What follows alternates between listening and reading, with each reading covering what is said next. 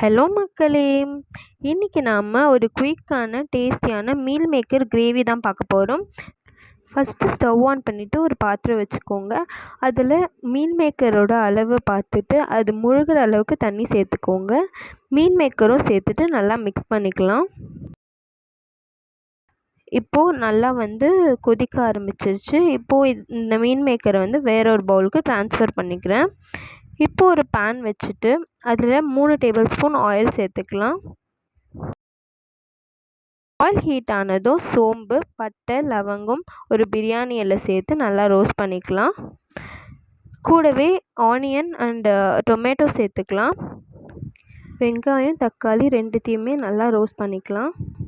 இப்போ ஒரு மிக்ஸி ஜாரில் 2 கைப்பிடி அளவு தேங்காய், ஒரு இஞ்சி, பூண்டு, ஒரு தக்காளி சேர்த்து அரைச்சிக்கலாம். நம்ம எடுத்து வச்ச மீல் மேக்கரில் 1 டேபிள் ஸ்பூன் மிளகாய்த்தூள், கொஞ்சமாக பெப்பர் சேர்த்து சால்ட் சேர்த்து எல்லாத்தையும் நல்லா மிக்ஸ் பண்ணிவிடுங்க. இப்போ நம்ம கடாயில் வறுத்து வச்சதில் நம்ம மிக்சியில் அரைச்ச பேஸ்ட்டையும் சேர்த்து கொஞ்சமாக தண்ணி சேர்த்து எல்லாத்தையும் நல்லா மிக்ஸ் பண்ணி விட்டுருங்க.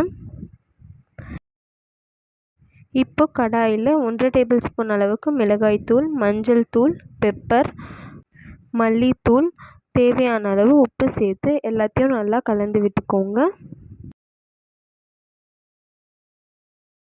மீல் மேக்கரோட கொஞ்சமாக தயிர் சேர்த்து எல்லாத்தையும் நல்லா மிக்ஸ் பண்ணிவிட்டு இப்போது நம்ம மீல் மேக்கரை இந்த கிரேவியில் சேர்த்துக்கலாம். கிரேவியில் சேர்த்தோடனே நல்லா எல்லாத்தையும் மிக்ஸ் பண்ணிவிட்டு ஒரு தட்டு போட்டு மூடி வச்சுருங்க. நம்ம 15 மினிட்ஸ் கழித்து லிட் ஓப்பன் பண்ணி பார்க்கலாம்.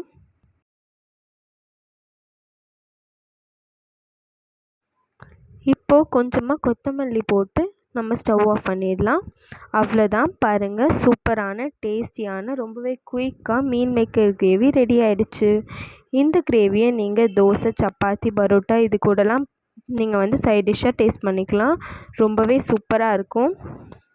இந்த வீடியோ உங்களுக்கு பிடிச்சிருந்தால் லைக் பண்ணுங்கள், உங்கள் ஃப்ரெண்ட்ஸ்க்கும் ஷேர் பண்ணுங்கள், நம்ம சேனலுக்கு சப்ஸ்கிரைப் பண்ணுங்கள். பாய்.